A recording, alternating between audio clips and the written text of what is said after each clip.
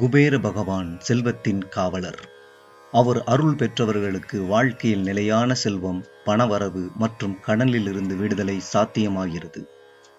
வியாழக்கிழமை குபேரருக்கு உகந்த அந்த நாளில் மாலை 6 மணியிலிருந்து 8 மணிக்குள் குபேர பகவானின் அருள் முழுமையாக கிடைக்க, அந்த நேரத்தில் நாம் எங்கு இருந்தாலும் அதே இடத்தில் வடக்கு நோக்கி அமர்ந்தோ நின்றோ குபேர மந்திரத்தை 21 முறை உச்சரிக்கலாம்.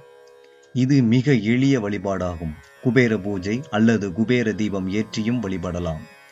பெண்கள் தீட்டு நேரத்தில் இந்த மந்திரத்தை சொல்ல வேண்டாம், மற்ற நேரங்களில் உச்சரிக்கலாம்.